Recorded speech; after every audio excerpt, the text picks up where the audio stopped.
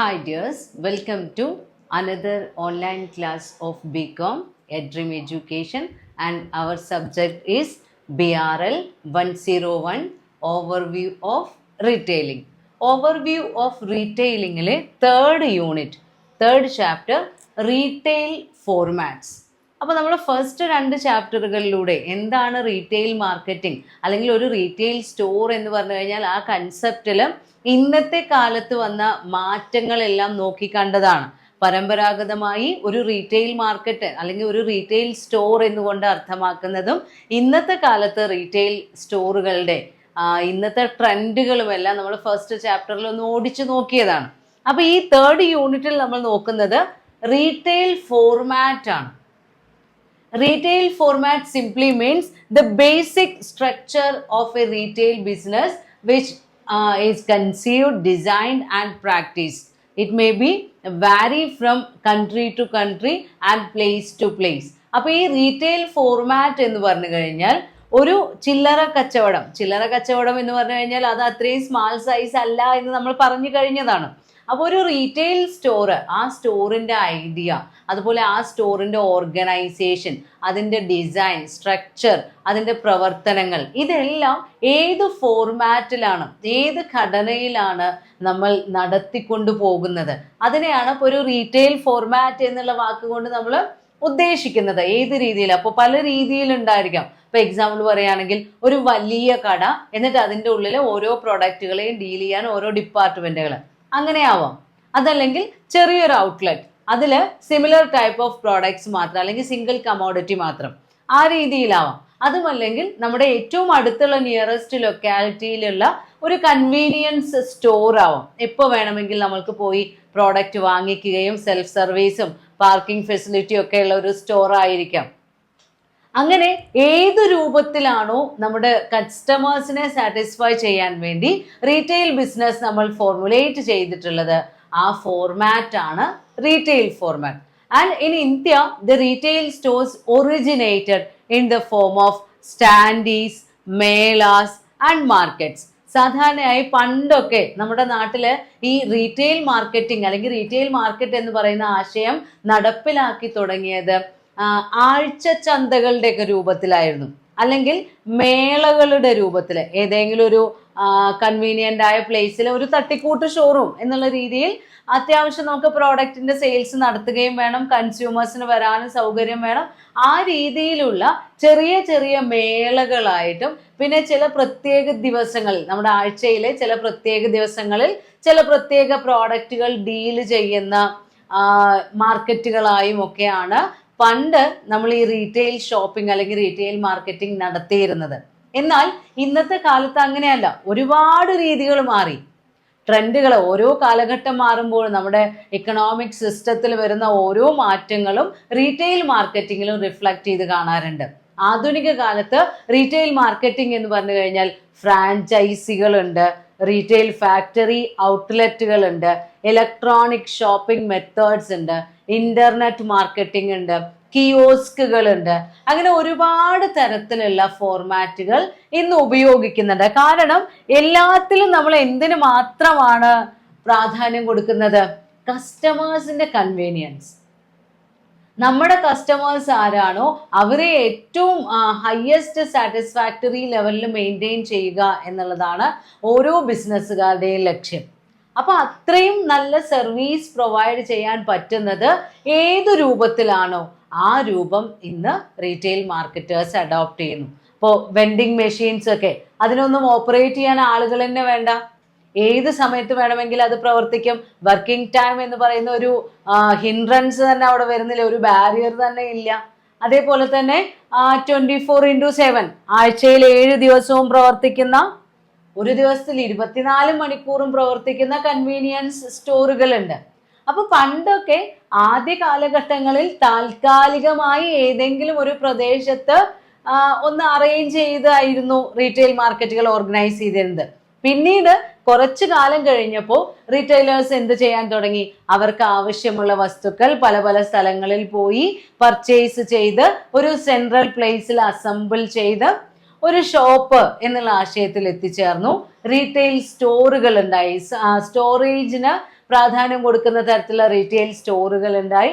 എന്നാൽ ഇന്ന് ആധുനിക സൗകര്യങ്ങൾ ഉപയോഗിച്ച് ഒരുപാട് പുതിയ സങ്കേതങ്ങൾ നമ്മുടെ റീറ്റെയിൽ മാർക്കറ്റിംഗ് ട്രെൻഡിൽ എത്തിയിട്ടുണ്ട്, അല്ലെങ്കിൽ നമ്മളിപ്പോൾ നടപ്പിലാക്കി വരുന്നുണ്ട്. Our next topic, theories of structural changes in retailing. റീറ്റെയിലിങ്ങിൻ്റെ ഘടനാപരമായ മാറ്റങ്ങളെക്കുറിച്ച് എക്സ്പ്ലെയിൻ ചെയ്യുന്ന സിദ്ധാന്തങ്ങൾ ഏതൊക്കെയാണ്, തിയറീസ് ഏതൊക്കെയാണ്? മെയിനായി 3 തിയറീസ് ആണുള്ളത്. ഒന്ന് ദ വീൽ ഓഫ് റീറ്റെയിലിംഗ്, അല്ലെങ്കിൽ അതിനെ the theory of structural change എന്ന് പറയാറുണ്ട്. ദെൻ രണ്ടാമതായി dialectic process theory. Then 3 natural selection theory. അപ്പൊ അതിൽ ഫസ്റ്റ് തിയറി എന്ന് പറയുന്നത് വീൽ ഓഫ് റീറ്റെയിലിംഗ് ആണ്. ആ റീറ്റെയിലിംഗിന്റെ സംഘടനാപരമായ മാറ്റങ്ങളിൽ ഉണ്ടാകുന്ന, അല്ലെങ്കിൽ അവരുടെ ആ ഒരു വളർച്ചയിൽ ഉണ്ടാകുന്ന ആ ഒരു ചക്രം, നമ്മളിങ്ങനെ വീൽ എന്ന് പറഞ്ഞു കഴിഞ്ഞാൽ ചക്രം തിരിയാന്ന് പറയില്ലേ, സൈക്ലിക്കൽ ചേഞ്ച്, അതുപോലെയുള്ള സ്ട്രക്ചറൽ ചേഞ്ചിനെ കുറിച്ച് പറയുന്ന തിയറിയാണ് wheel of retailing. It was proposed by Malcolm. അപ്പൊ ഈ വീൽ ഓഫ് റീറ്റെയിലിംഗ് തിയറിയിൽ പറയുന്നത് the retail stores first organised with low margins or low cost of operation and low segment or market niche. നമ്മൾ total മാർക്കറ്റിന്റെ ആ ഒരു law pricing strategy, വളരെ ചെലവ് കുറഞ്ഞ രീതിയിൽ, വളരെ കുറഞ്ഞ മുതൽ മുടക്കിൽ, വളരെ കുറച്ച് വോള്യൂം ഓഫ് കൺസ്യൂമേഴ്സിനെ സാറ്റിസ്ഫൈ ചെയ്യുന്ന രീതിയിൽ ഒക്കെ രൂപീകരിക്കപ്പെടുന്നതാണ് റീറ്റെയിൽ സ്റ്റോറുകൾ. അപ്പൊ ആദ്യം അവരുടെ വർക്കിംഗ് ഓപ്പറേഷൻ ലെവൽ എന്ന് പറയുന്നത് വളരെ ചുരുങ്ങിയ നിരക്കിലാണ്. അപ്പൊ അവർ ലോ പ്രോഫിറ്റ് മാത്രം, അല്ലെങ്കിൽ ലോ പ്രോഫിറ്റ് മാർജിൻ മാത്രമേ അവർ എക്സ്പെക്ട് ചെയ്യുന്നുള്ളൂ. പക്ഷേ പിന്നീട് മാർക്കറ്റിൽ അവരൊരു ഫസ്റ്റ് ആ ഒരു ഇനീഷ്യൽ സ്റ്റേജ് കഴിയുമ്പോൾ അവരെന്ത് ചെയ്യാൻ തുടങ്ങും? അവരുടെ സർവീസിൽ വാല്യൂസ് ആഡ് ചെയ്യാൻ തുടങ്ങും. കൺസ്യൂമേഴ്സിന്റെ പ്രിഫറൻസ് അനുസരിച്ച് അവർക്ക് വേണ്ട രീതിയിൽ മാർക്കറ്റിംഗ് സ്ട്രാറ്റജീസിലെല്ലാം വ്യത്യാസങ്ങൾ വരുത്തി ഏറ്റവും കൂടുതൽ വാല്യൂ ആഡഡ് സർവീസ് കൺസ്യൂമേഴ്സിന് നൽകുന്ന രീതിയിൽ പ്രവർത്തിക്കാൻ തുടങ്ങും. അപ്പോൾ അവർക്ക് അവിടെ കോസ്റ്റ് ഓഫ് ഓപ്പറേഷൻ കൂടും. വാല്യൂ ആഡഡ് സർവീസ് കൊടുത്തു കഴിഞ്ഞാൽ പ്രോഫിറ്റ് ഇൻക്രീസ് ചെയ്യും, അതോടൊപ്പം തന്നെ കോസ്റ്റ് ഓഫ് ഓപ്പറേഷനും ഇൻക്രീസ് ചെയ്യും. അപ്പൊ അങ്ങനെയുള്ള ഒരു സ്റ്റേജ് വരുമ്പോൾ ആ അൾട്ടിമേറ്റ് ഗ്രോത്തിൽ എത്തിയാലും ഒരുപാട് ചെലവുകൾ മീറ്റ് ചെയ്യേണ്ടി വരുമ്പോൾ നമ്മുടെ പ്രോഫിറ്റ് വോള്യൂം ഇങ്ങനെ കുറയും. അതായത് കിട്ടുന്ന ലാഭത്തിൽ നിന്ന് കൂടുതൽ നമ്മൾക്ക് ചെലവഴിക്കേണ്ടി വരുമ്പോൾ നമ്മുടെ കയ്യിൽ ബാക്കി വരുന്ന ലാഭത്തിന്റെ വോള്യൂം കുറയും. അപ്പൊ ആ ഒരു ഡിക്ലൈൻ സ്റ്റേജിലെത്തും. അപ്പൊ ഒരു സൈക്ലിക്കൽ ചേഞ്ച് വരുന്നുണ്ട് എന്ന് എക്സ്പ്ലെയിൻ ചെയ്യുന്ന തിയറിയാണ് ദ വീൽ ഓഫ് റീറ്റെയിലിംഗ്, അല്ലെങ്കിൽ the theory of structural change. അപ്പൊ ഇതിൽ ആദ്യം ഒരു ലോ ലെവലിൽ തുടങ്ങുന്നു, പിന്നീട് ഒരു ഗ്രോത്തിലെത്തുന്നു, ദെൻ കോസ്റ്റുകൾ കൂടുന്നതിനനുസരിച്ച് ഇൻകം ലെവലിലൊക്കെ ഒരു ഡിക്ലൈൻ സ്റ്റേജ് ഉണ്ടാകുന്നു. അങ്ങനെ ഒരു സൈക്ലിക്കൽ ചേഞ്ച് ഉണ്ടാകുന്നുണ്ട് എന്ന് പറയുന്ന തിയറിയാണ് the theory of structural change. Then രണ്ടാമതായി പറയുന്നത് ഡയലക്റ്റിക് പ്രോസസ് ആണ്. ഡയലക്റ്റിക് പ്രോസസ് എന്ന് പറയുന്ന തിയറിയിൽ നമ്മൾ ഉദ്ദേശിക്കുന്നത് blending of two opposite firms into a superior structure. അതായത് ഒരേപോലെയുള്ള ബിസിനസ് നടത്തുന്ന ചിലപ്പോൾ ഓപ്പോസിറ്റേഴ്സ് പോലെ, അതായത് വിപരീത ദിശയിൽ പ്രവർത്തിക്കുന്നവർ, നമ്മുടെ കോമ്പറ്റേറ്റേഴ്സ് ഒക്കെ ഉണ്ടാവില്ലേ, അങ്ങനെയുള്ള ഏതെങ്കിലും 2 സ്ഥാപനങ്ങളെ ഒരുമിച്ച് ചേർത്തുകൊണ്ട് നമ്മൾ എന്ത് ചെയ്യുക? ഒരു നല്ല സ്ഥാപനം രൂപീകരിക്കാം, അല്ലെങ്കിൽ കൂടുതൽ ക്വാളിറ്റിയിൽ ഒരു സുപ്പീരിയർ സ്ട്രക്ചർ രൂപീകരിക്കാം. അതാണ് ഈ ഡയലക്റ്റിക് പ്രോസസ് എന്നതുകൊണ്ട് അർത്ഥമാക്കുന്നത്. അപ്പൊ നമ്മൾ കണ്ടിട്ടില്ലേ, ടെലികോം കമ്പനികളൊക്കെ നല്ല ഏറ്റവും കൂടുതൽ ലാഭം ഉണ്ടാക്കുന്ന, പരസ്പരം മത്സരിച്ച് പ്രവർത്തിച്ചിരുന്ന 2 കമ്പനികളൊക്കെ കൂടിച്ചേർന്ന് ഒരൊറ്റ കമ്പനിയൊക്കെ ആയിട്ട് മാറിയിട്ടുണ്ട്. അപ്പൊ നിങ്ങൾ കേട്ടിട്ടുണ്ട് ഐഡിയ, വോഡാഫോൺ ഒക്കെ കൂടിച്ചേർന്നിട്ട് വി എന്ന് പറയുന്ന ഒരു കമ്പനിയൊക്കെ ആയി മാറിയില്ലേ? അപ്പൊ റീറ്റെയിൽ സർവീസ് പ്രൊവൈഡേഴ്സ് എന്ത് ചെയ്യുന്നു? Blending of 2 opposing firms into a superior firm. ആ ആശയമാണ് ഏതിൽ വരുന്നത്? ഡയലക്റ്റിക് പ്രോസസ് എന്ന് പറയുന്ന രണ്ടാമത്തെ തിയറിയിൽ എക്സ്പ്ലെയിൻ ചെയ്യുന്നത്. ദെൻ മൂന്നാമതായി പറയുന്നത് തിയറി ഓഫ് നാച്ചുറൽ സെലക്ഷൻ ആണ്. And this theory explains or it evolved to meet the changes in the microeconomics by a firm to achieve prosperity. ഏതെങ്കിലും ഒരു റീറ്റെയിൽ സ്റ്റോറിന് അല്ലെങ്കിൽ ഒരു റീറ്റെയിൽ മാർക്കറ്റിന് മാക്സിമം വളർച്ച ഉണ്ടാകണമെങ്കിൽ അവരെന്തിന് തയ്യാറാകണം? സ്ട്രക്ചറൽ ചേഞ്ചസ്, മൈക്രോ എക്കണോമിക്സിൽ വരുന്നത്. നമ്മുടെ മൈക്രോ എൻവയോൺമെന്റ് എന്ന് പറഞ്ഞു കഴിഞ്ഞാൽ നമ്മുടെ ആ ആഭ്യന്തരമായിട്ടുള്ള ഒരു ചുറ്റുപാട്. മാക്രോ എൻവയോൺമെന്റും ഉണ്ട്, മൈക്രോ എൻവയോൺമെന്റും ഉണ്ട്. നമ്മൾ എക്കണോമിക്സിൽ പഠിക്കില്ലേ, മൈക്രോ എക്കണോമിക്സും മാക്രോ എക്കണോമിക്സും. അതേപോലെ നമ്മളുടെ ഏത് സ്ഥാപനത്തിനാണോ ടെക്നോളജിക്കൽ അപ്ഡേറ്റ്സ്, അതുപോലെ കസ്റ്റമേഴ്സിന്റെ സോഷ്യൽ ഡെമോഗ്രാഫിക് ഒരുപാട് ബിഹേവിയറൽ ഫാക്ടേഴ്സ് ഉണ്ട് കൺസ്യൂമേഴ്സിന്റെ സ്വഭാവത്തിനെ ബാധിക്കുന്ന തരത്തിലുള്ള. അപ്പൊ ആ ഘടകങ്ങളെ എല്ലാം മനസ്സിലാക്കി ആ മാറ്റങ്ങൾക്കൊക്കെ അനുസരിച്ച് അപ്ഡേഷൻ വരുത്തുന്ന സ്ഥാപനങ്ങൾക്ക് മാത്രമേ എന്ത് ചെയ്യാൻ പറ്റുള്ളൂ? നമ്മുടെ മാർക്കറ്റിൽ വിജയം കൈവരിക്കാൻ കഴിയുകയുള്ളൂ. അല്ലെങ്കിൽ അത്തരം റീറ്റെയിലേഴ്സിന് മാത്രമേ പ്രോസ്പെറിറ്റി ഉണ്ടാവുകയുള്ളൂ എന്ന് പറയുന്ന കൺസെപ്റ്റാണ് തിയറി ഓഫ് നാച്ചുറൽ സെലക്ഷൻ. അപ്പൊ തിയറീസ് ഓഫ് സ്ട്രക്ചറൽ ചേഞ്ചസിൽ നമ്മൾ എന്തൊക്കെയാ പറഞ്ഞത്? The wheel of retailing, dialectic process and natural selection. അപ്പൊ മാറുന്ന സാഹചര്യങ്ങൾക്കനുസരിച്ച് മാറ്റം വരുത്താൻ കഴിയുന്ന റീറ്റെയിലേഴ്സിന് മാത്രമേ ഒരു ഗുഡ് ഫ്യൂച്ചർ ഉണ്ടാവുള്ളൂ, അല്ലെങ്കിൽ പ്രോസ്പെറിറ്റി കൈവരിക്കാൻ കഴിയുകയുള്ളൂ. Next topic, classification of retail format. Retail format ഇപ്പൊ നമ്മൾ പറഞ്ഞു ബേസിക് സ്ട്രക്ചർ ആണ്. റീറ്റെയിൽ ഫോർമാറ്റ് എന്നതുകൊണ്ട് ഉദ്ദേശിക്കുന്നത് ഒരു റീറ്റെയിൽ മാർക്കറ്റിങ്ങിന്റെ അല്ലെങ്കിൽ ഒരു റീറ്റെയിൽ ഷോപ്പിന്റെ ബേസിക് സ്ട്രക്ചർ ആണ് അതുകൊണ്ട് അർത്ഥമാക്കുന്നത്. The retail format is broadly classified into two, organised retail and unorganised retail. നമ്മൾ ഈ റീറ്റെയിൽ ഫോർമാറ്റിനെ മെയിൻ ആയിട്ട് ക്ലാസിഫൈ ചെയ്യുന്നത് രണ്ട് രീതിയിൽ, രണ്ട് പ്രധാനപ്പെട്ട വിഭാഗങ്ങളായി തരംതിരിക്കാം. ഒന്ന് ഓർഗനൈസ്ഡ് റീറ്റെയിലിങ്ങും പിന്നെ ഒന്ന് അൺഓർഗനൈസ്ഡ് റീറ്റെയിലിങ്ങും. അപ്പൊ ഈ കൃത്യമായ സംഘടനാപരമായ ചട്ടക്കൂടുകൾ ഉള്ളതും കറക്റ്റ് ഫ്രെയിം വർക്കിൽ പ്രവർത്തിക്കുന്നതൊക്കെയാണ് ഓർഗനൈസ്ഡിൽ വരുന്നത്. അൺഓർഗനൈസ്ഡ് റീറ്റെയിലിംഗ് എന്ന് പറഞ്ഞു കഴിഞ്ഞാൽ അത് സാധാരണയായി സിംഗിൾ ഓണർഷിപ്പിന് കീഴിലുള്ളതായിരിക്കും. ദെൻ നമ്മൾ ഈ റീറ്റെയിൽ ഫോർമാറ്റിനെ ഇപ്പോൾ ഓർഗനൈസ്ഡും അൺഓർഗനൈസ്ഡും ഉണ്ട് എന്ന് പറഞ്ഞു. അതിനും പുറമെ ഒരുപാട് അടിസ്ഥാനങ്ങളെ ബേസ് ചെയ്തുകൊണ്ട് ക്ലാസിഫിക്കേഷൻ നടത്താറുണ്ട്. ഇപ്പൊ എക്സാമ്പിൾ പറയുകയാണെങ്കിൽ ഓണർഷിപ്പിനെ അടിസ്ഥാനമാക്കി റീറ്റെയിൽ ഫോർമാറ്റിനെ ക്ലാസിഫൈ ചെയ്യാറുണ്ട്. സ്റ്റോർ സ്ട്രാറ്റജി മിക്സിനെ അടിസ്ഥാനമാക്കി ക്ലാസിഫൈ ചെയ്യാറുണ്ട്. നോൺ സ്റ്റോർ ഓപ്പറേഷൻ അതിനെ ബേസ് ചെയ്തുകൊണ്ടും ക്ലാസിഫൈ ചെയ്യാറുണ്ട്. അപ്പോൾ നോർമൽ ഒരു റീറ്റെയിൽ ഫോർമാറ്റിന്റെ ക്ലാസിഫിക്കേഷൻ എന്ന് പറയുന്നത് നമ്മൾക്ക് ഫെമിലിയർ ആയിട്ടുള്ള ചില ടൈപ്സ്. ഒന്ന് മോം ആൻഡ് പോപ്പ് സ്റ്റോർ ആണ്. Mom and pop store, it means a retail format or retail store which is a general store situated at near locality. നമ്മളുടെ വീടിന് അടുത്തുള്ള എല്ലാ വസ്തുക്കളും കിട്ടുന്ന ഒരു കടയുണ്ടാവും, ഒരു പൊതു കടയാണ്. അതിൽ നമ്മൾക്ക് ആവശ്യമായിട്ടുള്ള, നമ്മുടെ വീട്ടിലേക്ക് ആവശ്യമായിട്ടുള്ള എല്ലാ പ്രൊഡക്ട്സും അവൈലബിൾ ആയിരിക്കും. ഗ്രോസറീസും വെജിറ്റബിൾസും ടെക്സ്റ്റൈൽസും ഫ്രൂട്ട്സും ബേക്കറിയും അതേപോലെ തന്നെ അത്യാവശ്യം വേണ്ട എല്ലാ വസ്തുക്കളും, ഒരു വീട്ടിലേക്ക് വേണ്ട എല്ലാ വസ്തുക്കളും അറേഞ്ച് ചെയ്ത് വെച്ചിട്ടുള്ള ഒരു ജനറൽ സ്റ്റോറിനെയാണ് നമ്മൾ എന്ത് പറയുന്നത്? മോം ആൻഡ് പോപ്പ് സ്റ്റോർ എന്നുള്ള പേരിൽ അറിയപ്പെടുന്നത്. ദെൻ വേറൊരു ടൈപ്പാണ് റീറ്റെയിൽ ഫോർമാറ്റ് ആണ് ഡിപ്പാർട്ട്മെന്റ് സ്റ്റോർ. ഡിപ്പാർട്ട്മെന്റ് സ്റ്റോർ എന്ന് പറഞ്ഞു കഴിഞ്ഞാൽ a retail store which have many departments for dealing with special items. അപ്പോൾ ഈ ഡിപ്പാർട്ട്മെന്റ് സ്റ്റോറിൽ, അതും ഒരു റീറ്റെയിൽ സ്റ്റോർ തന്നെയാണ്, അതിൽ പല പല വിഭാഗങ്ങളായി തരം തിരിച്ചിട്ടുണ്ടാവും.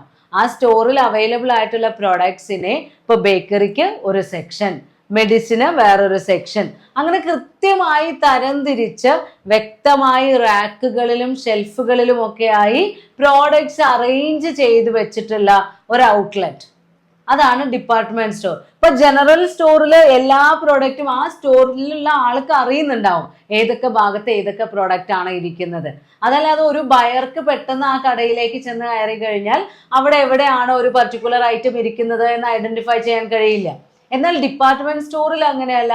ഒരു ബയർക്ക് ആ സ്റ്റോറിൽ ചെന്ന് കഴിഞ്ഞാൽ വളരെ വേഗം ഏത് പ്രോഡക്റ്റ് ആണോ അവർ അന്വേഷിക്കുന്നത് അതിന്റെ ഡിപ്പാർട്ട്മെന്റ് കണ്ടുപിടിക്കാൻ കഴിയും. ദെൻ ഈ റീറ്റെയിൽ ഫോർമാറ്റിൽ വരുന്ന വേറൊരു പുതിയ ട്രെൻഡാണ് online shopping.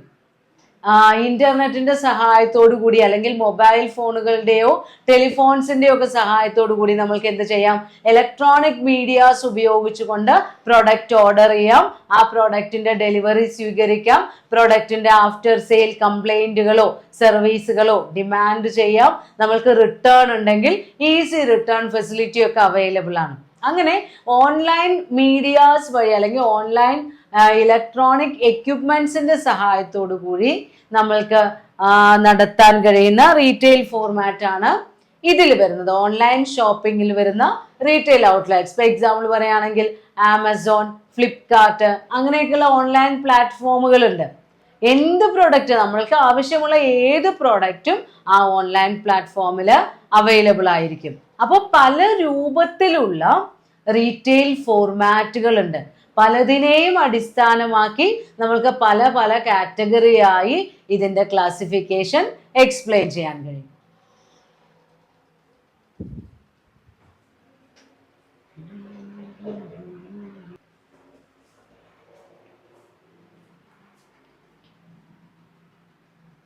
So retail ഫോർമാറ്റ്സിന്റെ classification ആണ് നമ്മൾ പറഞ്ഞുകൊണ്ടിരിക്കുന്നത്.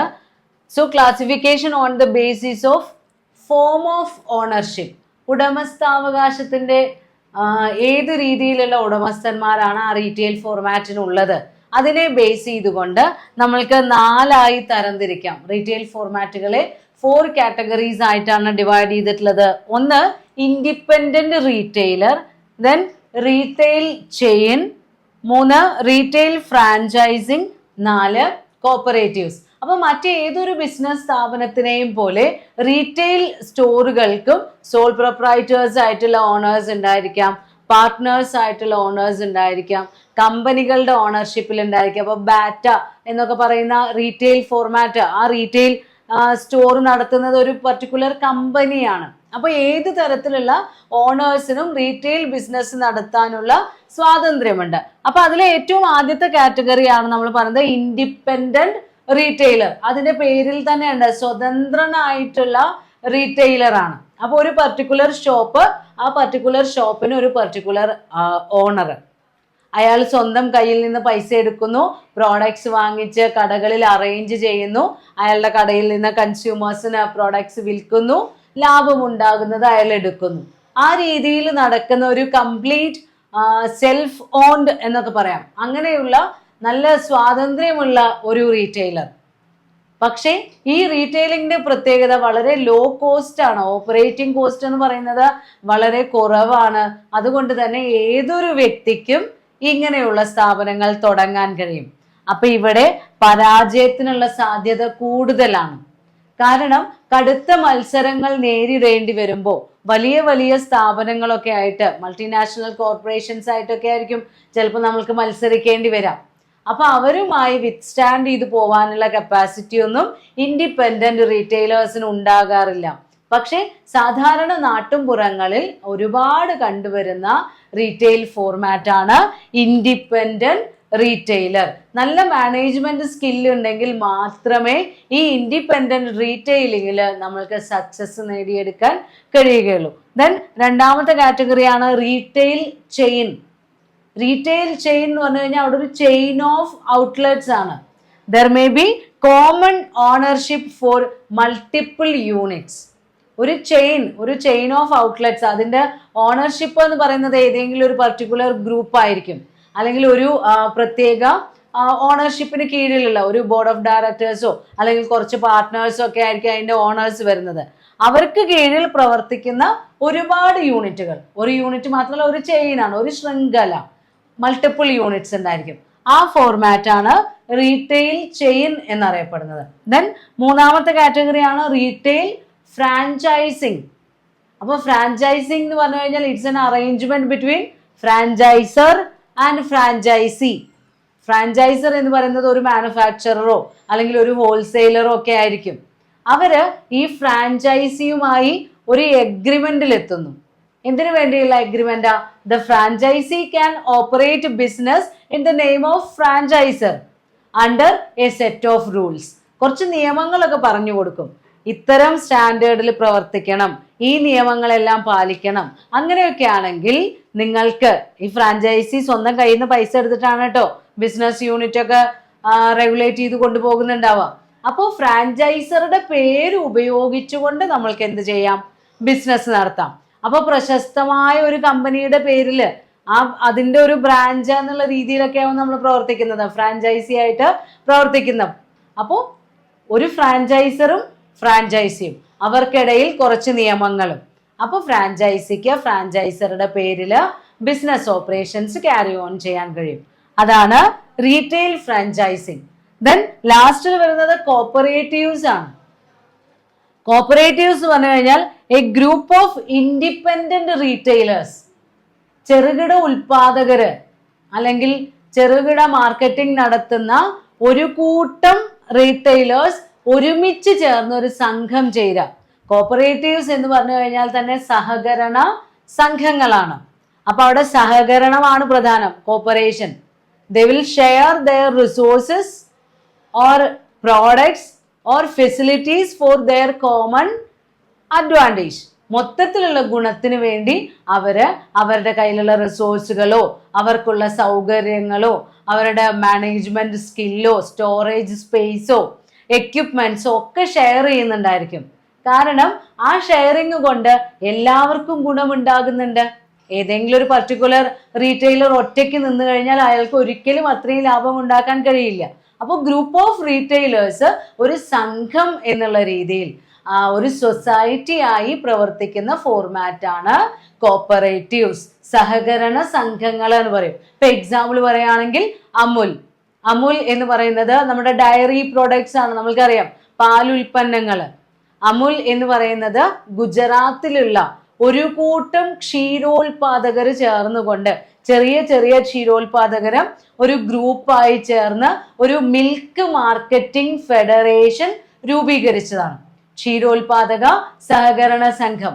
അപ്പൊ അവിടെ ഒരു കൂട്ടം ഉൽപാദകരുണ്ടായിരിക്കും. അവർക്ക് ഒറ്റയ്ക്ക് നിൽക്കുമ്പോൾ ഒരിക്കലും ഇത്രയും കവറേജ് മൾട്ടിപ്പിൾ ആയിട്ട്, അതായത് ഒരുപാട് സ്ഥലത്ത് ചിന്നിച്ചിതറി കിടക്കുന്ന കസ്റ്റമേഴ്സിനെ ഒന്നും ഒരുമിച്ച് സാറ്റിസ്ഫൈ ചെയ്യാൻ അവർക്ക് ഒരൊറ്റ സിംഗിൾ യൂണിറ്റ് ആയി നിലനിൽക്കുമ്പോൾ കഴിയില്ല, ഒറ്റയ്ക്ക് ആവുമ്പോൾ.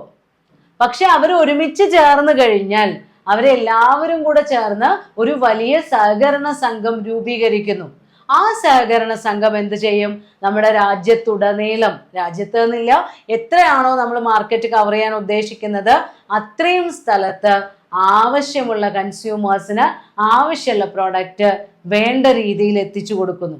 ആ രീതിയിൽ പ്രവർത്തിക്കുന്ന റീറ്റെയിൽ ഫോർമാറ്റ് ആണ് കോഓപ്പറേറ്റീവ്സ്. അപ്പൊ ഉടമസ്ഥന്മാരുടെ പ്രത്യേകതയ്ക്കനുസരിച്ച് 4 തരത്തില് റീറ്റെയിൽ ഫോർമാറ്റ് ഉണ്ട്.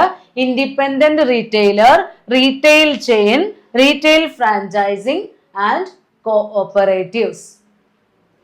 Next classification on the basis of store strategy mix. Store strategy മിക്സിനെ അടിസ്ഥാനമാക്കി മെയിനായി 5 തരത്തിലുള്ള റീറ്റെയിൽ ഫോർമാറ്റ്സ് ആണുള്ളത്. 1 convenience store, 2 conventional supermarket, then departmental store, speciality store, last one hypermarket. അപ്പൊ അതില് ഏറ്റവും ആദ്യം വരുന്നതാണ് കൺവീനിയൻസ് സ്റ്റോർ.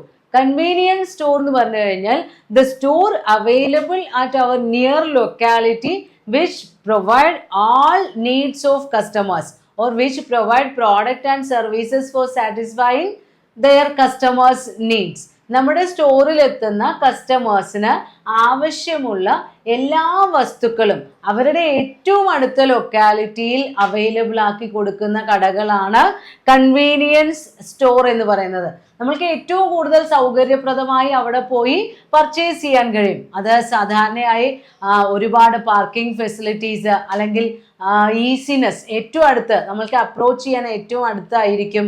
ദെൻ ഒരുപാട് സമയം വർക്ക് ചെയ്യുന്നുണ്ടായിരിക്കും. അങ്ങനെ ആ കൺസ്യൂമേഴ്സിന് ഏറ്റവും കൂടുതൽ സേവനം നൽകുന്ന രീതിയിൽ പ്രവർത്തിക്കുന്ന ഒരു റീറ്റെയിൽ ഫോർമാറ്റ് ആണ് convenience store. Then conventional super market ആണ്.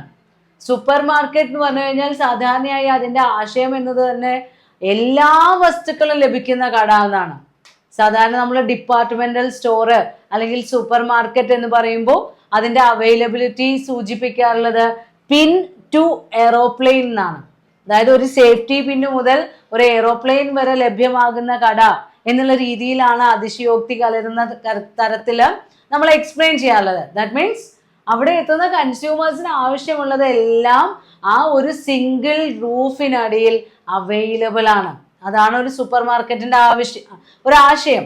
ഏകദേശം 5000 സ്ക്വയർ ഫീറ്റിൽ തുടങ്ങി എത്രയോ 50,000 60,000 സ്ക്വയർ ഫീറ്റ് വരെയുള്ള സൂപ്പർ മാർക്കറ്റുകൾ, ഹൈപ്പർ മാർക്കറ്റുകളൊക്കെ ഇന്ന് നമ്മൾക്ക് നമ്മുടെ ടൗണുകളിൽ കാണാൻ കഴിയും. അപ്പൊ സൂപ്പർ മാർക്കറ്റില് എല്ലാം കസ്റ്റമേഴ്സിന് ആവശ്യമായ പ്രൊഡക്ട്സും സർവീസും, ഇപ്പൊ സിനിമാ ഹാളുകള്, അതുപോലെ ഗ്യാസ് ആൻഡ് ഇലക്ട്രിസിറ്റി ഫെസിലിറ്റീസ് നമ്മൾക്ക് ആവശ്യമുള്ള, അപ്പൊ അയേണിങ് facility, washing facility, laundry facility, അങ്ങനെ ഒരുപാട് സൗകര്യങ്ങൾ, ബ്യൂട്ടി പാർലേഴ്സ്, ഹെൽത്ത് ക്ലിനിക്കുകൾ, അങ്ങനെ കുറേ കസ്റ്റമേഴ്സിന് ആവശ്യമുള്ള എല്ലാ സേവനങ്ങളും സാധനങ്ങളും അവൈലബിൾ ആയിട്ടുള്ള ഒരു വലിയ കട എന്നുള്ള ആശയമാണ് conventional supermarket. Then departmental store. ഏകദേശം നമ്മൾക്കറിയാം ഡിപ്പാർട്ട്മെന്റൽ സ്റ്റോർ എന്ന് പറഞ്ഞു കഴിഞ്ഞാൽ a shop which is divided into several departments for the convenience of customers for selecting product. നമ്മൾ എന്ത് ചെയ്യുന്നു? നമ്മുടെ ആ സ്റ്റോറിലുള്ള മൊത്തം സ്ഥലത്തിനെ അല്ലെങ്കിൽ മൊത്തം ഏരിയയെ പല പല ഡിപ്പാർട്ട്മെന്റുകളാക്കി തരംതിരിക്കുന്നു. ഓരോ പർട്ടിക്കുലർ പ്രൊഡക്റ്റിനും ഒരു ഡിപ്പാർട്ട്മെന്റ്. അപ്പൊ ആ കടയിൽ എത്തുന്ന ഒരു വ്യക്തിക്ക് OTC എന്ന് പറയും, ഓവർ ദ കൗണ്ടർ എന്നുള്ള രീതിയിൽ ഇടപാടുകൾ നടത്താൻ കഴിയുന്ന തരത്തിലുള്ള സൗകര്യങ്ങൾ കൊടുക്കുക. ഏത് പ്രൊഡക്റ്റ് ആണെന്ന് നമുക്ക് അവർക്ക് ആ ഡിപ്പാർട്ട്മെന്റിൽ പോയി അവിടുന്ന് തിരഞ്ഞെടുക്കാൻ കഴിയും. ഇപ്പോൾ ഫുഡ് പ്രോഡക്ട്സ് ആണെങ്കിൽ അതിൽ കുറേ ചോയ്സ് അവൈലബിൾ ആയിരിക്കും. അങ്ങനെ അറേഞ്ച് ചെയ്ത് വെക്കുന്നതാണ് departmental store. Then speciality store.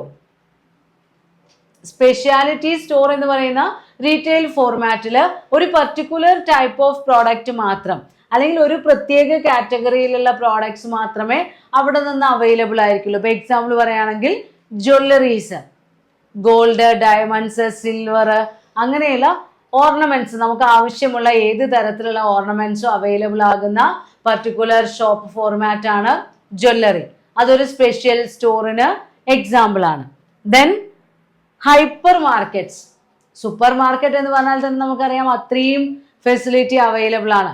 അതിൽ കൂടുതൽ സൗകര്യവും ഏരിയയും ഒക്കെ കവർ ചെയ്യുന്ന മാർക്കറ്റുകളാണ് ഹൈപ്പർ മാർക്കറ്റ്സ്. അപ്പൊ ഹൈപ്പർ മാർക്കറ്റ്സിൽ ഓരോ സ്റ്റോറുകളിൽ അല്ലെങ്കിൽ ആ ഒരു പർട്ടിക്കുലർ ഷോപ്പിൽ നമ്മൾക്ക് ചെന്ന് കഴിഞ്ഞാൽ നമ്മുടെ വീട്ടിലേക്ക് വേണ്ട എല്ലാ തരം പ്രോഡക്ട്സും അവിടെ അവൈലബിൾ ആയിരിക്കും. ഇലക്ട്രോണിക്കൽ ഐറ്റംസ് ആയാലും, അതുപോലെ ഗ്രോസറീസ് ആയാലും, ബേക്കറി ആയാലും, ഫുഡ് ഐറ്റംസ് ആയാലും, നോൺ ഫുഡ് കാറ്റഗറിയിലുള്ള ഏത് പ്രോഡക്ട്സ് ആയാലും ഹൈപ്പർ മാർക്കറ്റിൽ അവൈലബിൾ ആയിരിക്കും. അപ്പോൾ ഓണർഷിപ്പിനെയും സ്ട്രാറ്റജി മിക്സിനെയും അടിസ്ഥാനമാക്കിയിട്ടുള്ള ക്ലാസിഫിക്കേഷൻസ് ആണ് നമ്മളിപ്പോൾ നോക്കിക്കഴിഞ്ഞത്. Next, non store retailing.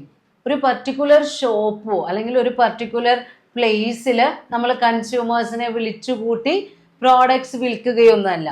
അല്ലെങ്കിൽ കൺസ്യൂമേഴ്സ് ഏതെങ്കിലും ഒരു പർട്ടിക്കുലർ കടയിൽ ചെന്ന് പ്രോഡക്റ്റ് തിരഞ്ഞെടുത്ത് വാങ്ങിക്കുന്ന രീതിയിലല്ലാതെ റീറ്റെയിൽ ഷോപ്പിംഗ് നടത്തുന്ന മെത്തേഡുകൾ ഏതൊക്കെയാണ്? Non store retailing. അതിൽ വരുന്ന പ്രധാനപ്പെട്ട ക്ലാസിഫിക്കേഷൻസ് ആണ്: ഒന്ന്, ഇൻ ഹോം അല്ലെങ്കിൽ TV home retailing. Then tele sales or telephone retailing.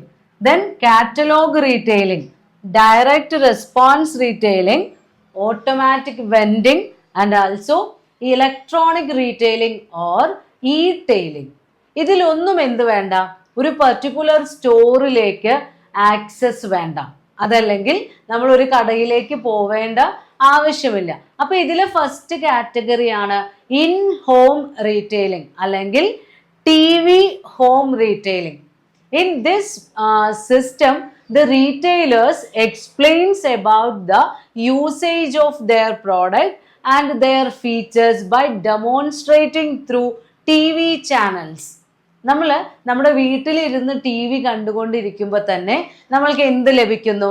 പ്രോഡക്ട്സിനെ കുറിച്ചിട്ടുള്ള വിശദ വിവരങ്ങൾ, ആ പ്രൊഡക്റ്റ് എങ്ങനെ ഉപയോഗിക്കണം എന്നുള്ളതിൻ്റെ ഒരു വിവരണം, അതെല്ലാം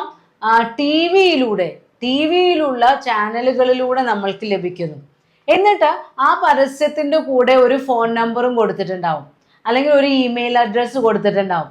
എന്നിട്ട് നിങ്ങൾക്ക് ആവശ്യമുണ്ടെങ്കിൽ ഓർഡർ നൗ പ്ലീസ് കോൾ എന്നൊക്കെ പറഞ്ഞിട്ട് ആ പരസ്യത്തിന്റെ കൂടെ അവരുടെ ഡിക്ലറേഷൻ കൊടുത്തിട്ടുണ്ടാവും, അവരുടെ അഡ്രസ്സ്, അവരുടെ നമ്പർ, എങ്ങനെ വിളിച്ചാൽ നമുക്ക് ഓർഡർ ചെയ്യാം, എത്ര ദിവസത്തിനുള്ളിൽ പ്രോഡക്റ്റ് കിട്ടും, അതിന് റിട്ടേൺ ഫെസിലിറ്റി ഉണ്ടോ, എന്തൊക്കെ ഗ്യാരണ്ടി ആണുള്ളത്, എല്ലാ കാര്യങ്ങളും നമ്മുടെ ടി വിയിലെ ആ ഒരു പരസ്യത്തിലൂടെ അല്ലെങ്കിൽ വിവരണത്തിലൂടെ നമ്മൾക്ക് ലഭ്യമാവുന്നു. അതിലൂടെ നമ്മൾക്ക് സെലക്ട് ചെയ്തിട്ട് നമ്മൾക്ക് ആവശ്യമുള്ള പ്രൊഡക്റ്റ് ഏതാണ് എന്ന് സെലക്ട് ചെയ്ത് ഓർഡർ ചെയ്ത് നമ്മുടെ വീട്ടിൽ പ്രൊഡക്റ്റ് എത്തുന്നു. ഡോർ ടു ഡോർ മാർക്കറ്റിംഗ് ആണ്. നമ്മുടെ വീടിന്റെ ഉമ്മറത്ത് പ്രൊഡക്റ്റ് എത്തിച്ചേരുന്നു. ദെൻ രണ്ടാമത്തെ രീതിയാണ് ടെലി സെയിൽസ് അല്ലെങ്കിൽ ടെലിഫോൺ റീറ്റെയിലിംഗ്. പേര് കേട്ടാൽ തന്നെ നമുക്കറിയാം ടെലിഫോൺ റീറ്റെയിലിംഗ് ആണ്. അപ്പൊ എന്താ ചെയ്യുന്നുണ്ടായിരിക്കുക? നമ്മുടെ ബിസിനസ് നടത്തുന്നത് മുഴുവൻ ഓർഡർ ശേഖരിക്കുന്നതും പ്രോഡക്റ്റിനെ കുറിച്ച് തീരുമാനിക്കുന്നതും അതിന്റെ അവൈലബിലിറ്റി അല്ലെങ്കിൽ അത് ഡെലിവർ ചെയ്യുന്നതും എല്ലാം with the help of phone call ആയിരിക്കും. നിങ്ങൾ കണ്ടിട്ടുണ്ടാവും ഫിനാൻസിങ് കമ്പനികളൊക്കെ നമ്മളെ നേരിട്ടിട്ട് വിളിച്ചിട്ട് നിങ്ങൾക്ക് പേഴ്സണൽ ലോൺ ആവശ്യമുണ്ടോ, നിങ്ങൾക്ക് ഇത്ര രൂപയുടെ ലോൺ പാസ്സായിട്ടുണ്ട്, ആവശ്യമുണ്ടെങ്കിൽ അറിയിക്കുക എന്നൊക്കെ പറഞ്ഞ് കൺസൾട്ടൻസി സർവീസ് പോലെ അവരിങ്ങനെ നമ്മളെ ഫോൺ ചെയ്തുകൊണ്ടേയിരിക്കും. നമ്മൾ ആ ഫോണിലൂടെ റിപ്ലൈ കൊടുത്താൽ മതി. ആ പ്രൊഡക്റ്റ് വേണമെങ്കിൽ ഇപ്പൊ ഇൻഷുറൻസ് പോളിസി ഏജൻസ് ഒക്കെ ആ രീതിയിലുള്ള സേവനങ്ങൾ ഉപയോഗിക്കാറുണ്ട്. അപ്പൊ ടെലിഫോൺ ഉപയോഗിച്ചുകൊണ്ട് ഗുഡ്സോ സർവീസോ ഡീൽ ചെയ്യുന്ന രീതിയാണ് ടെലി സെയിൽസ്. മൂന്നാമത്തെ കാറ്റഗറിയാണ് കാറ്റലോഗ് റീറ്റെയിലിംഗ്. കാറ്റലോഗ് റീറ്റെയിലിംഗ് എന്ന് പറഞ്ഞു കഴിഞ്ഞാൽ the retailing or marketing is done with the help of A catalogue. നമ്മൾ ഡീൽ ചെയ്യുന്ന പ്രോഡക്റ്റ് അല്ലെങ്കിൽ നമ്മുടെ കടയിൽ കൊടുക്കുന്ന പ്രോഡക്റ്റിനെ കുറിച്ച് അതിൻ്റെ എല്ലാ വിശദീകരണങ്ങളും എഴുതിയിട്ടുള്ള ഒരു കാറ്റലോഗ് നമ്മൾ വിതരണം ചെയ്യുന്നു, ആളുകൾക്കിടയിൽ വിതരണം ചെയ്യുന്നു.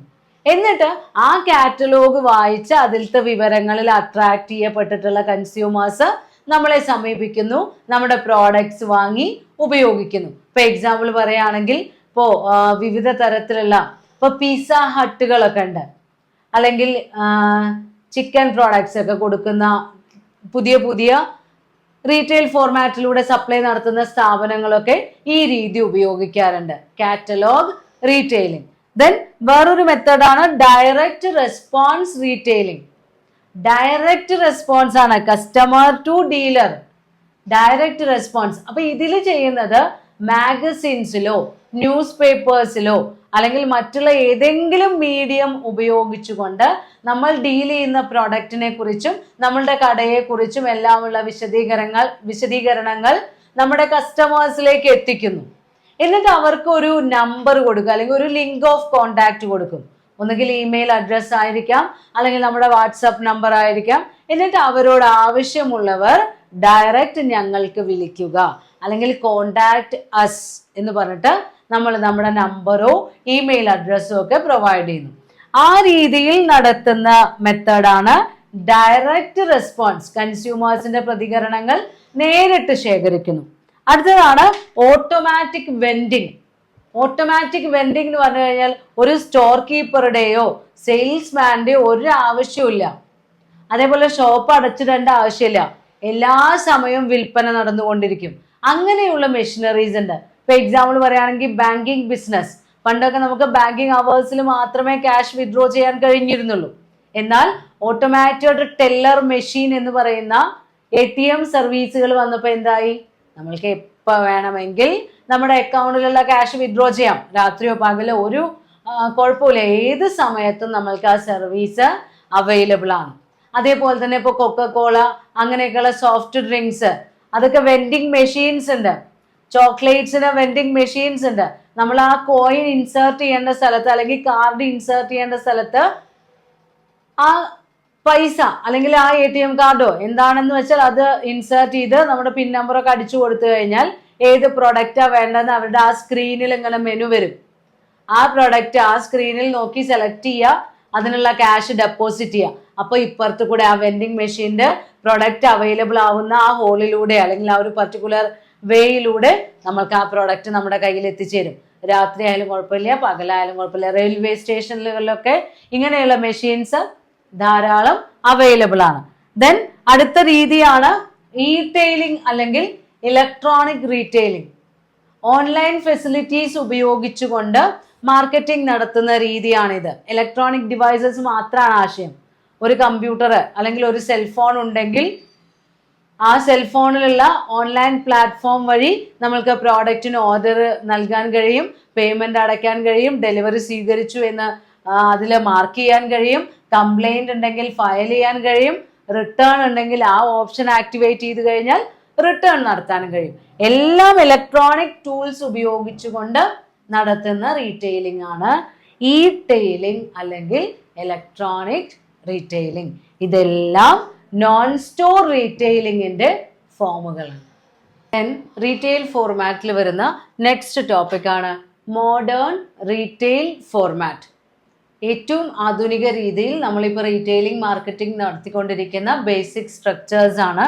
ഒന്ന് ഡിപ്പാർട്ട്മെന്റ് സ്റ്റോർ, രണ്ട് വെറൈറ്റി സ്റ്റോർ, മൂന്ന് super market or hyper market, then convenience store, discount store, catalogue shop, factory outlet, company owned and company operated store. ഇത്രയും തരത്തിലുള്ള ഇതുപോലെയുള്ള ഒരുപാട് രീതികളുണ്ട്. അപ്പൊ ഇതെല്ലാം ഇന്നത്തെ കാലത്ത് കണ്ടുവരുന്ന റീറ്റെയിലിംഗ് ട്രെൻഡുകളാണ്. അപ്പൊ ഡിപ്പാർട്ട്മെന്റ് സ്റ്റോർ അത് നമ്മൾ പറഞ്ഞു കഴിഞ്ഞതാണ് കഴിഞ്ഞ ക്ലാസിഫിക്കേഷനിലെല്ലാം. ടോട്ടൽ സ്റ്റോർ ഏരിയയെ നമ്മൾ എന്ത് ചെയ്യുന്നു? ഡിഫറെന്റ് ഡിപ്പാർട്ട്മെന്റുകളാക്കി അറേഞ്ച് ചെയ്യുന്നു. ഓരോ ഡിപ്പാർട്ട്മെന്റിലും പ്രോഡക്ട്സ് ഷെൽഫുകളിലും റാക്കുകളിലുമായി കസ്റ്റമേഴ്സിന് ഈസിയായി തിരഞ്ഞെടുക്കാനുള്ള സൗകര്യപ്രദമായ രീതിയിൽ അറേഞ്ച് ചെയ്തു വെക്കുന്ന ഷോപ്പ്. ദെൻ വെറൈറ്റി സ്റ്റോർ എന്ന് പറഞ്ഞു കഴിഞ്ഞാൽ there are variety of products are available under one roof. ഇപ്പോൾ ഫുഡ് ഐറ്റംസ് ആണെങ്കിലും നോൺ ഫുഡ് ഐറ്റംസ് ആണെങ്കിലും ഒരേ കാറ്റഗറിയിൽ തന്നെ പല തരത്തിലുള്ള പ്രോഡക്ട്സ് അവിടെ അവൈലബിൾ ആയിരിക്കും. അപ്പൊ അവിടെ ഒരു ഫുഡ് കോർണർ ഉണ്ടെങ്കിൽ അവിടെ ഒരുപാട് വെറൈറ്റി നമ്മൾക്ക് അവൈലബിൾ ആവും. അതല്ലാതെ ഇപ്പോൾ മീൽസ് മാത്രം ലഭിക്കുന്ന ഒരു ഹോട്ടൽ അങ്ങനെയല്ല. വെറൈറ്റി ആ പേര് സൂചിപ്പിക്കുന്നത് പോലെ തന്നെ വിവിധ തരം വസ്തുക്കൾ അവൈലബിൾ ആയിട്ടുള്ള ഒരേ സിംഗിൾ ടൈപ്പ് ഓഫ് പ്രോഡക്റ്റിൽ അല്ലെങ്കിൽ ഒരു സിംഗിൾ കാറ്റഗറിയിൽ തന്നെ പലതരം വെറൈറ്റീസ് അവൈലബിൾ ആയിട്ടുള്ള സ്റ്റോറാണ് വെറൈറ്റി സ്റ്റോർ എന്ന് പറയുന്നത്. ദെൻ സൂപ്പർ മാർക്കറ്റും ഹൈപ്പർ മാർക്കറ്റും ഒരു വീട്ടിലേക്ക് ആവശ്യമായ എല്ലാം ഒരൊറ്റ സിംഗിൾ റൂഫിനടിയിൽ കിട്ടും എന്നുള്ളതാണ് സൂപ്പർ മാർക്കറ്റിന്റെ ഹൈപ്പർ മാർക്കറ്റിന്റെ ഒക്കെ പ്രത്യേകത. പിന്നെ കസ്റ്റമേഴ്സിന് ആ പ്രോഡക്ട്സ് ഒക്കെ തൊട്ടു നോക്കി എടുത്തു നോക്കി കറക്റ്റ് ആയിട്ട് അതിന്റെ ഗുണമേന്മയൊക്കെ ഉറപ്പാക്കി പരിശോധിച്ച് വാങ്ങാൻ കഴിയും. അങ്ങനെയുള്ള ഒരുപാട് സൗകര്യങ്ങൾ സൂപ്പർ മാർക്കറ്റിലുണ്ട്. ദെൻ കൺവീനിയൻസ് സ്റ്റോറാണ്. കൺവീനിയൻസ് സ്റ്റോറും നമ്മൾ ഒരു പ്രാവശ്യം പറഞ്ഞതാണ്. നമ്മളുടെ വീടിന്റെ അല്ലെങ്കിൽ നമ്മളുടെ താമസ സ്ഥലത്തിന്റെ ഏറ്റവും അടുത്ത കൺവീനിയന്റ് ലൊക്കാലിറ്റിയിലായിരിക്കും ഈ സ്റ്റോർ സ്ഥിതി ചെയ്യുന്നത്. നമ്മൾക്ക് ആവശ്യമായ പ്രോഡക്ട്സ് എല്ലാം അവിടെ അവൈലബിൾ ആയിരിക്കും. നമ്മൾ ആ ഷോപ്പ് ചെയ്യുന്ന സമയത്ത് നമ്മൾക്ക് നമ്മുടെ വണ്ടി പാർക്കിംഗ് ഫെസിലിറ്റി ഒക്കെ ഉണ്ടായിരിക്കും. അതേപോലെ ഏത് സമയത്തും നമ്മളിപ്പോൾ ചിലപ്പോൾ ജോലി കഴിഞ്ഞ ആൾക്കാർ വീട്ടിലെത്തുമ്പോൾ തന്നെ രാത്രി 8 മണിയായിട്ടുണ്ടാവും.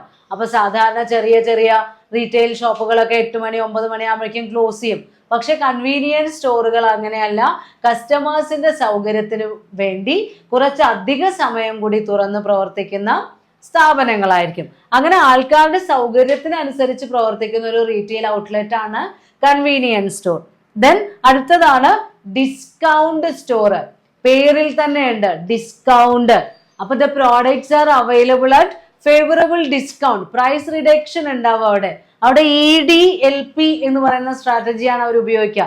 Every day lower pricing. ഓരോ ദിവസവും വിലയിൽ ഇങ്ങനെ കിഴിവുണ്ടായിരിക്കും.